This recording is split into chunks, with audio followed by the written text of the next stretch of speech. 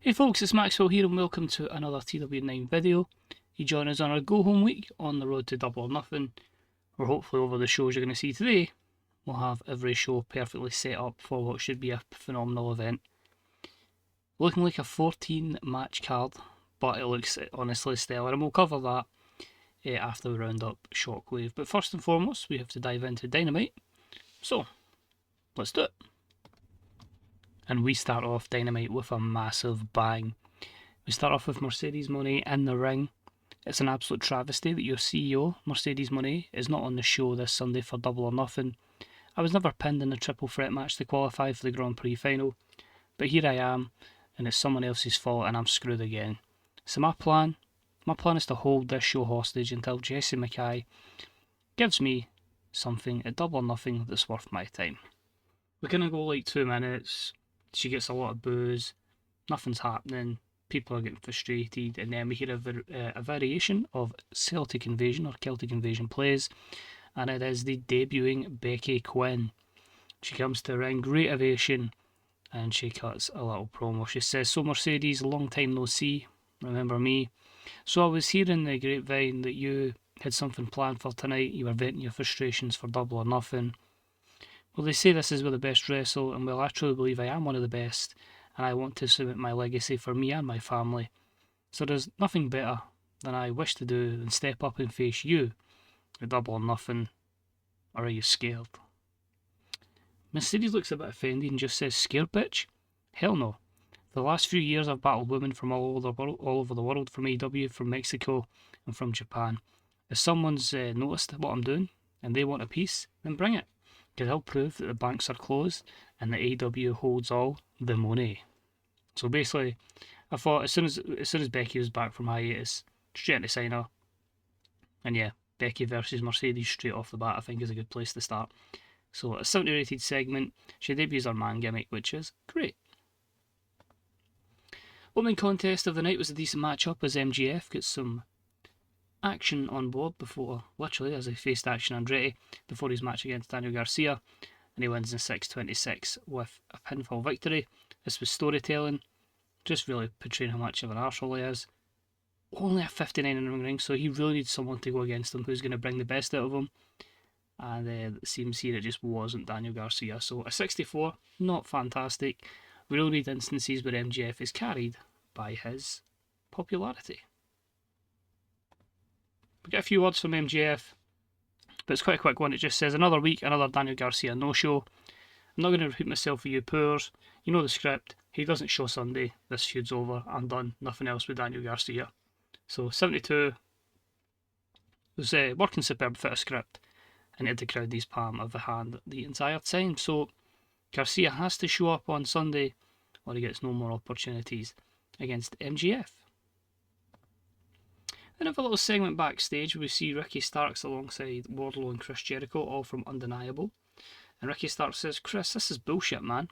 You hit us with this whole, oh, I'm back to being the best in the world and I can take you places.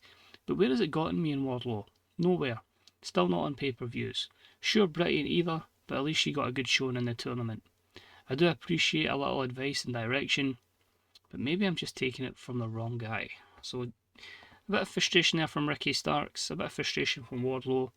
Can we see Undeniable over already? And that was a 64 rated segment. We had a trios match in the women's division, some of the wrestlers that were showcased within the Shine Grand Prix, and of course the women's champion and her upcoming challenger. And decent matchup saw the team of Willow Nightingale, Fujimoto and Shirakawa defeat Mariah May, and the virtuous vanguard, of course, being Taya Valkyrie and Megan Bayne, at 9:30 when Willow pinned Taya Valkyrie.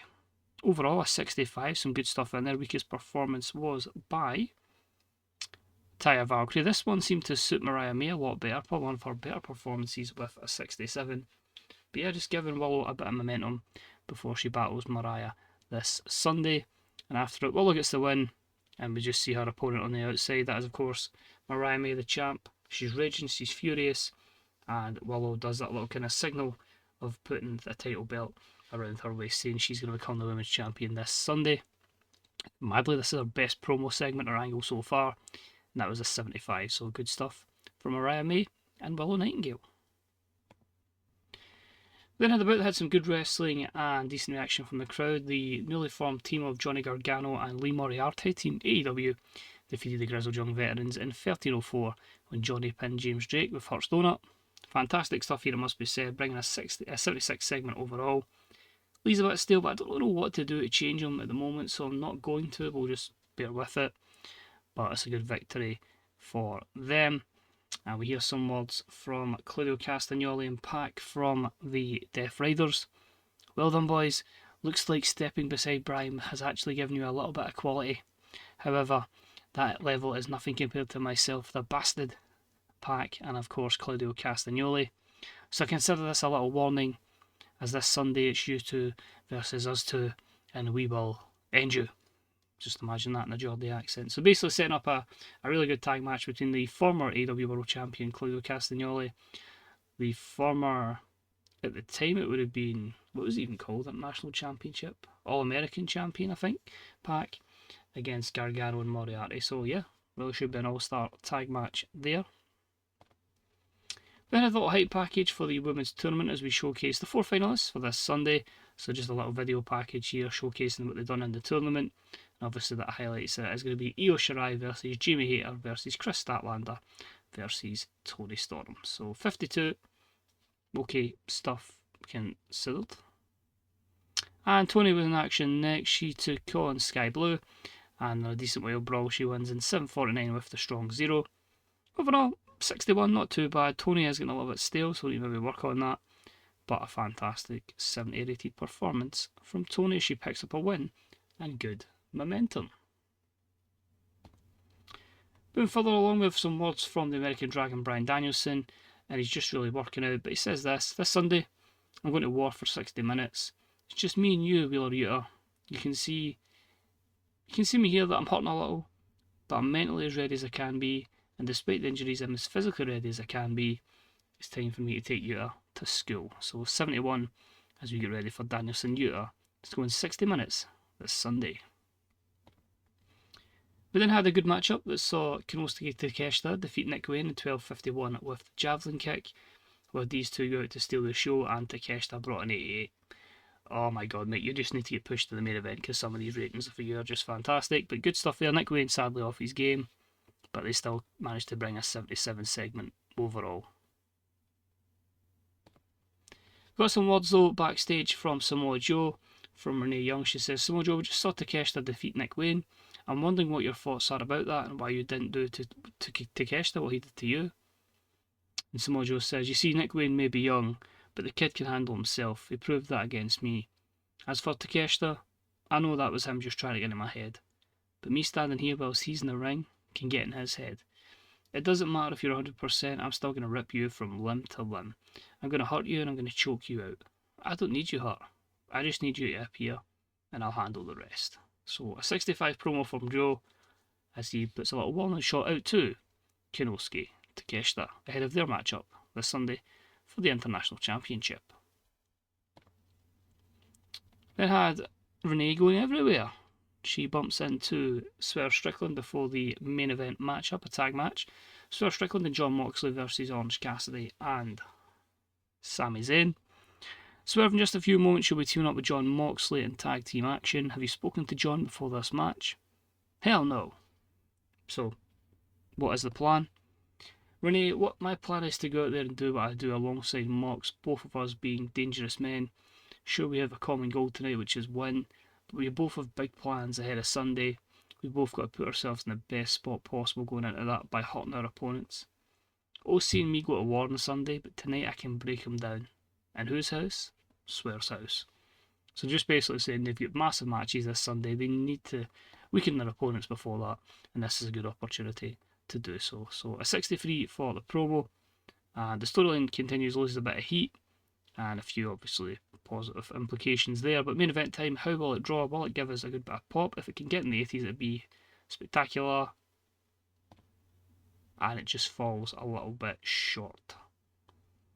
So I was hoping this would kind of give us that point to put us just like growing a level basically at Double or Nothing, but it's probably at the level we need to be at every week is 77s just to maintain pop. There was a super matchup as Jon Moxley and Swerve Strickland defeat Orange Cassidy and Sami Zayn in 2035 when Swerve pinned Orange Cassidy with a Swerve Stomp. Swerve carried the matchup with an 89. That's absolutely fantastic. 78 for the wrestling, 67 for the crowd, and a 77 for the finish. You can see it used the creative finish as well. The then now forever storyline advances. Moxley with 72, OC 75, Swerve 89, and Sami Zayn with 76. So pretty much level in terms of ring performance. Swerve and Takeshita probably been outstanding too so far, but Swerve with a good bit of momentum heading into this Sunday. So I finished the show. Overall, it's a 75, but he gained popularity in 17 regions. I'm assuming that will be basically not North America, but everywhere else. But a lot more of the kind of 70 rated scores there, so that's good. We're starting to get people over. We're starting to progress in a good way. And hopefully, as I say, a not too weak Collision, a not too weak Shockwave, and then we can knock it out of the park for this massive show on Sunday.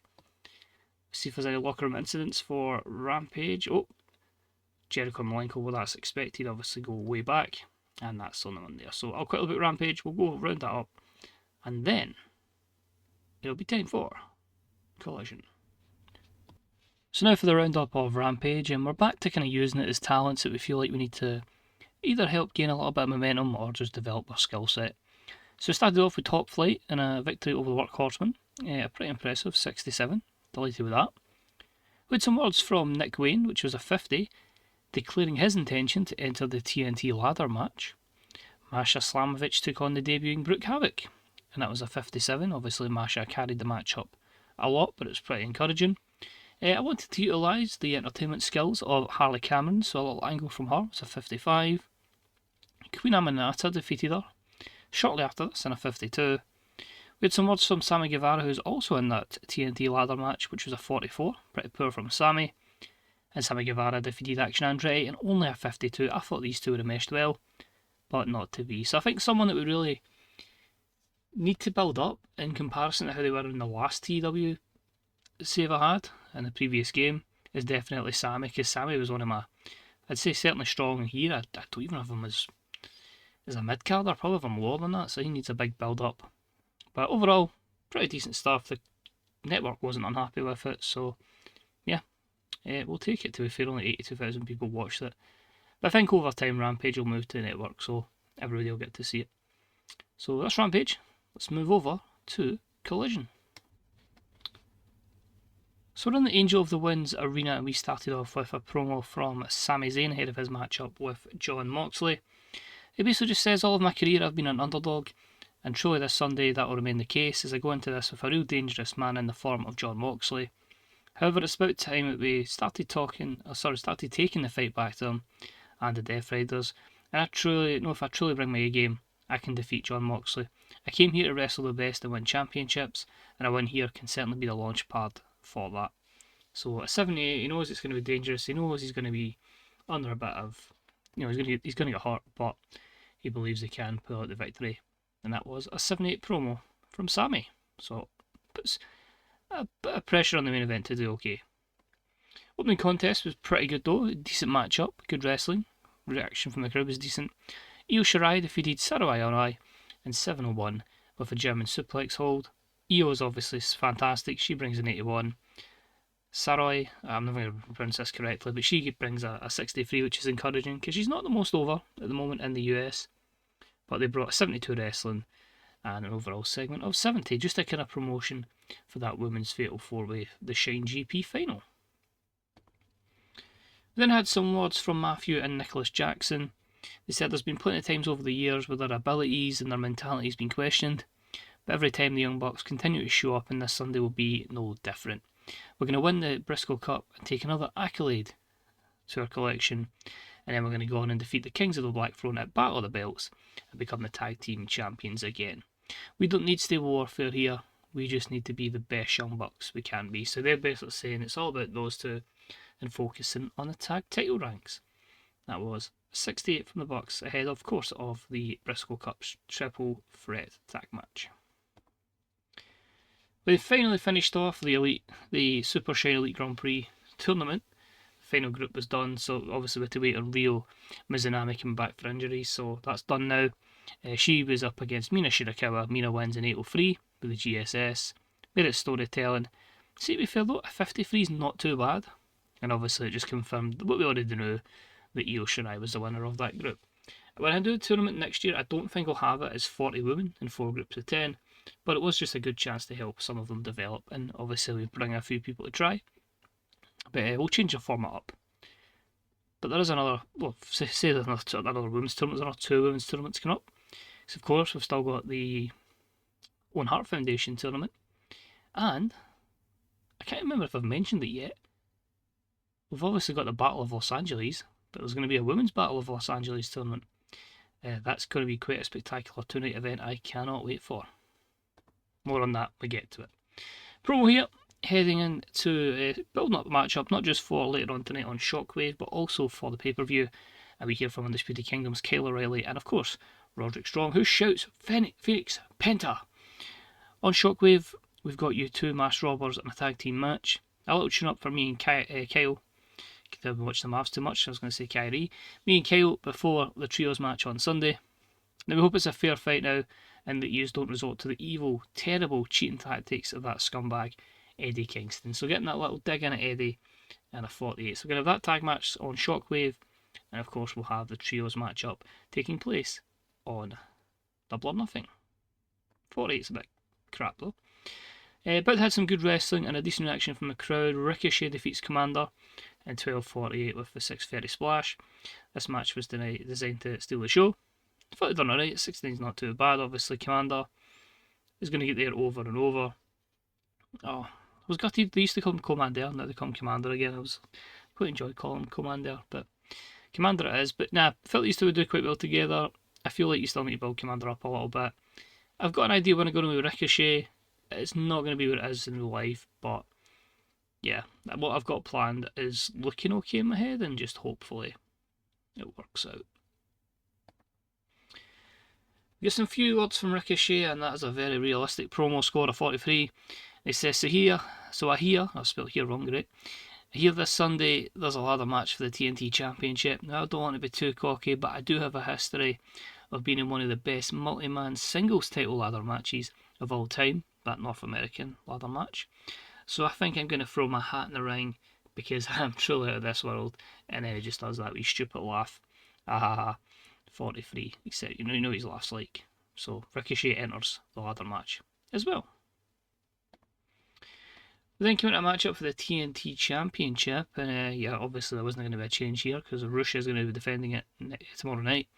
But it was about to have some good wrestling and a decent reaction from the crowd as Rush defeats Rocky Romero in 10:42 with La Lanza. Made it steal the show because I felt like these two would clash quite well, and Rush makes the first defence. A 70 though, overall pretty good. 63 for Rocky, 74 for Rush. Yeah, good stuff. Then had a little segment backstage. We basically cut to a lot of ruckus in it. We see the Hangman and Will Ospreay, they're going at it in the back. It's a solid brawl with no winner after 60 seconds before we finally have agents, security and lower card wrestlers separate the two of them apart. Of course, these two will go head to head tomorrow night on the pay-per-view. 73 is pretty decent, and the storyline advances, gains a little bit of heat. I felt there was nearly too much further I could go with promos with these two, so I thought let's just have them square up before they go to war tomorrow night. We then had a wild brawl that had some good heat and decent wrestling as Darby Allin defeated Donovan Dijak in 8:29 with the coffin drop. Yeah, 68, solid stuff. Darby picks up a good victory ahead of Double or Nothing. I think I'm probably just going to slot him into that ladder match as well, because yeah, he's something I really shouldn't not have in the card, if I'm being honest. Then I have a little segment here. MVP sees Dijak after the match and he says, Dijak, you just lost to Darby Allin. What the hell? Look at the size of him. This is unacceptable. We cannot accept this level of failure in the Hurt Syndicate. Shelton then launches a super kick to Dijak, and the rest of the Syndicate beat the hell out of him before Lashley hits the Dominator.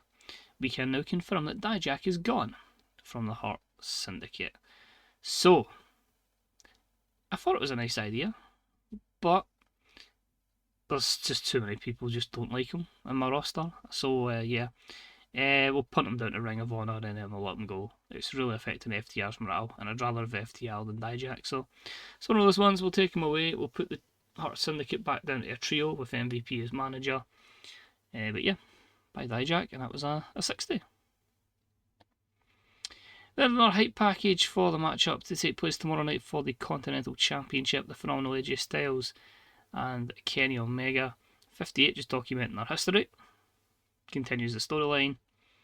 Then we had a decent matchup that saw undeniables Ricky Starks and Wardlow defeat the MXM Collection in 903. We had Ricky Starks defeat Mansoor with the Rochambeau. Overall, pretty similar actually in terms of performances with this product. You can see Mansoor and Starks pretty close in level between Mason and Wardlow, but the heels pick up the win in a 65. After the matchup, Ricky Starks and Wardlow, they pick up the win and they look elated, but they've done this without Chris Jericho. What does this mean? And that was a 68. And that leads us to our main event for the evening. Can we get it into the 80s? I'm hoping so, because it's two veterans going at it. Just close. Not quite close enough. But we had some great wrestling and a decent reaction from the crowd. Bryan Danielson defeats Jay Lethal in 2045 with a running knee. During the matchup, we had Wheeler Yuta accidentally hit Lethal. I felt like because Jay Lethal put on such a strong show against Ospreay, that I could try it with Bryan. And yeah, Bryan doing some good stuff there. Probably, if I really wanted to get to the next level, I should just do a Ospreay to Danielson match and I like easily score a 90 and we'll get to the next level. But try to make it realistic and at least stick to storylines. And yeah, you'll hit Lethal. He means to hit Bryan. Just a wee kind of try to get the one up on him. So finish the show only a 74. I suppose, well, I'm quite shocked by that actually. I thought main event was a 79. Our best promo was a 78. I suppose the next to carry that would have been Hangman and Rush against Rocky Romero in the opener. So yeah, maybe I needed maybe a bit more star power, so that's maybe on me. It's a bit disappointing though. I was pretty convinced we were going to get something quite high there, but oh well. Those popping 9 regions, I'm assuming that'll be America. I don't like having storyline like in matches. It's like that can be the angle, build everyone up, and then you get the payoff at the pay-per-view. But alas, the fans continue to be disappointed by us, and we use Jay Lethal too much. But oh well. Locker room incidents before Shockwave. Oh, Takeshita has been talking to Brody Lee Jr. and seems to be having some degree of influence over his behaviour, but he's professional, so that class clown there is probably, he's matured now, he's obviously going to be a good bit older, and nothing else. So I'll book Shockwave and we'll see how that goes down, and then we head to Double or Nothing. On to Shockwave we go, in front of 6,595 fans at the Angel of the Winds Arena for this 90-minute broadcast. We start off with AJ Styles, and this promo probably should have been after his matchup, but well, it's here now.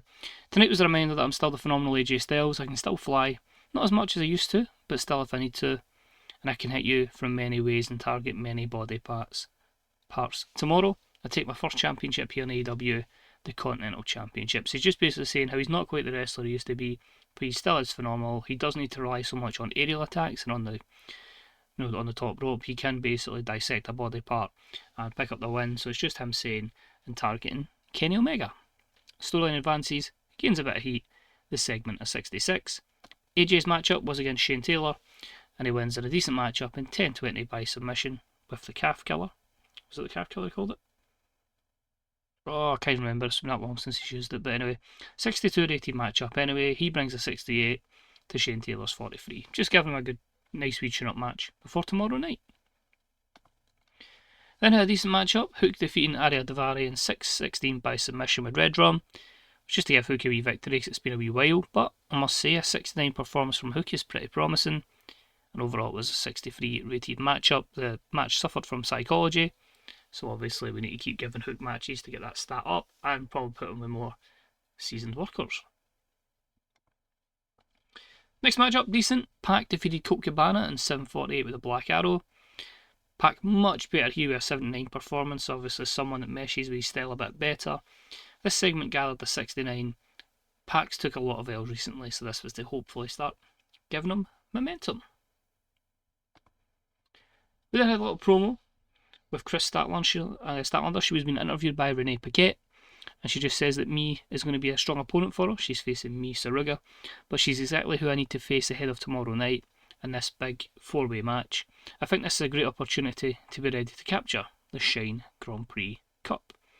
63, good promo there from Statlander. And a decent matchup, Chris Statlander defeats Me Saruga in 11:22 with the Big Bang Theory. I made it storytelling, but to be fair, both ladies were a very good 62 performance and a 67 segment. I keep forgetting that Chris still has Stokely in this universe, so I should probably utilise them a little bit better. Moving along with a decent wild brawl that saw FTR defeat the Guns in 12:25 when Cash Wheeler pinned Austin Gunn with a big rig. This was just a little precursor for their matchup tomorrow night. And yeah, quite happy with that one. 64 wrestling, 50 for the crowd, 70 for the segment. And hopefully it's one of those matches that can help the long-term development of the Guns. Well, this is unfolding. We see Mark Briscoe in the back. He's selling an ankle injury. And you can look in the background and see Jay White hobbling away with a steel chair. What has he done to Briscoe ahead of tomorrow night? So basically we've not captured it, but Jay White has clearly smacked the ankle with a steel chair. And that is a 60 rated segment. No storyline because it's a short programme, admittedly. Then this is my wee cheap segment to make sure I gain pop. Just before our main event, the AEW World Champion comes out. He stands at the top of the ramp, he holds his championship up high, and he just raises a thumb. Doesn't say anything, doesn't need to say anything. Is this the last night with Orange Cassidy as our AEW World Champion? I felt no, it's a nice wee segment. It's a cheap segment to make sure we gain pop, so utilise it while I can. Then, while the main event goes down, we'll have Adam Cole and Eddie Kingston on the commentary booth. They basically bicker all matchup, just like who's going to win this matchup tomorrow and how much they just don't like each other. That was a 72.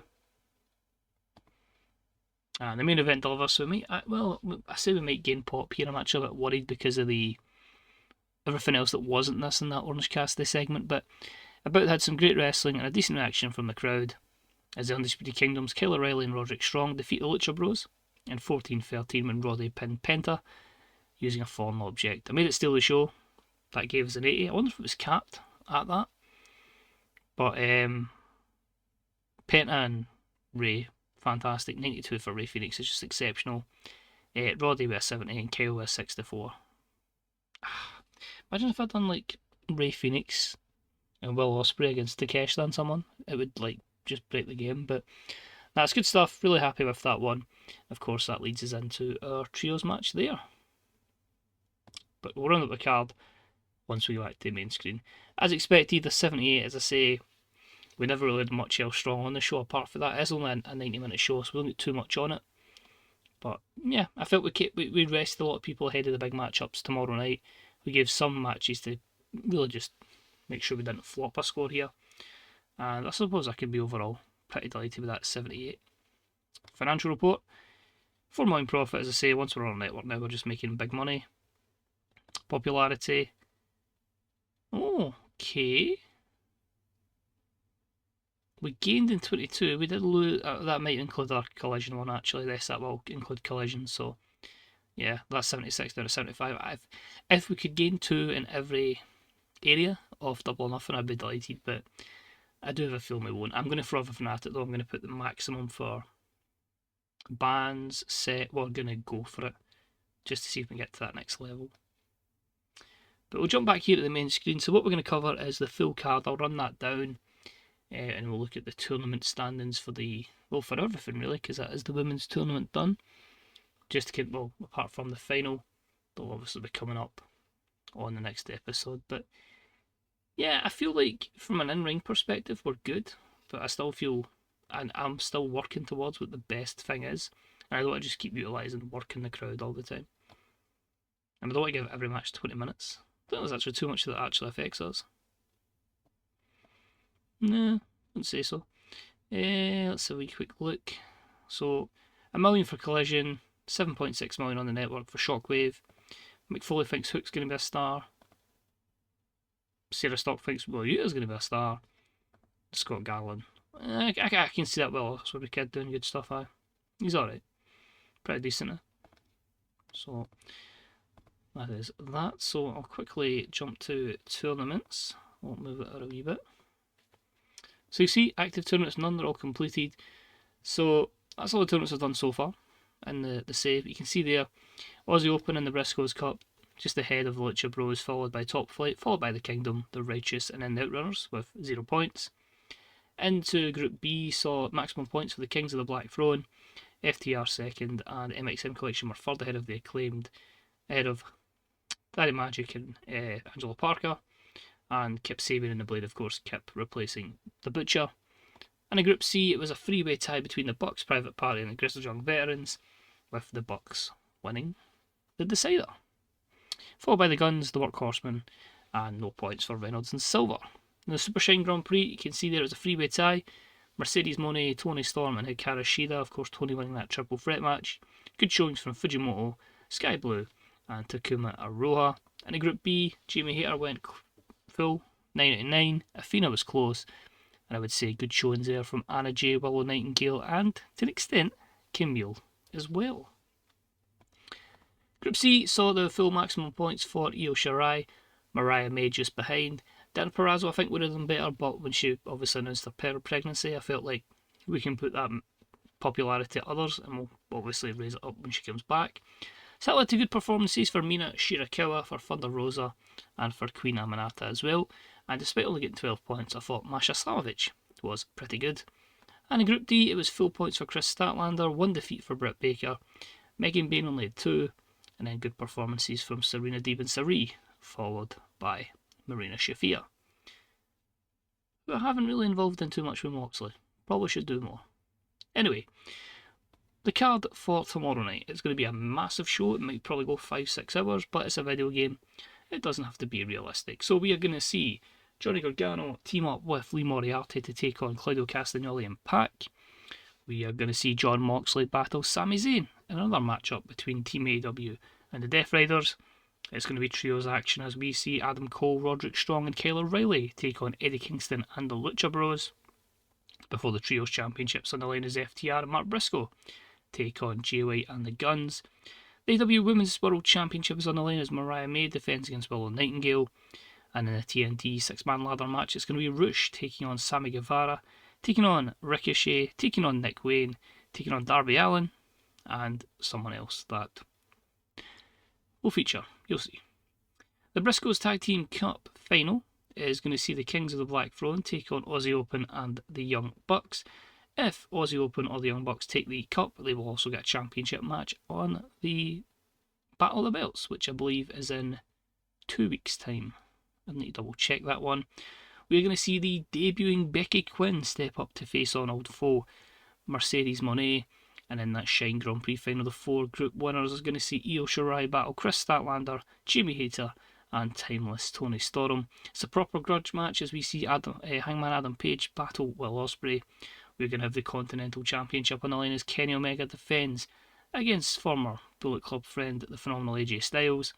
International Championships on the line as Konosuke Takeshita will defend against Samoa Joe. They're going 60 minutes. It is going to be an Iron Man match between the American Dragon Bryan Danielson and Wheeler Yuta. And we're going to see the AEW World Championship on the line as Orange Cassidy defends against Swerve Strickland. And I haven't even got it written down, but of course, if he shows up, we will see Daniel Garcia take on MJF. That is stacked. There's still many folk missing for that card, but I'm hoping Double or Nothing is going to be spectacular, and hopefully you do join us for it. So thank you very much for watching. A wee thumbs up would be deeply appreciated. Remember to check out the Fantasy Bookers subreddit, the Grey Dog Software forums, twdv.com and bethebooker.net. You can also check out my Twitter. I'll tweet about TW occasionally, but I always put my videos up on that. And as I say, if you do any YouTube content on TW, just like at me on Twitter with your URL of your episode and I'll retweet it, man. It's no issue to me. Don't mind doing that at all.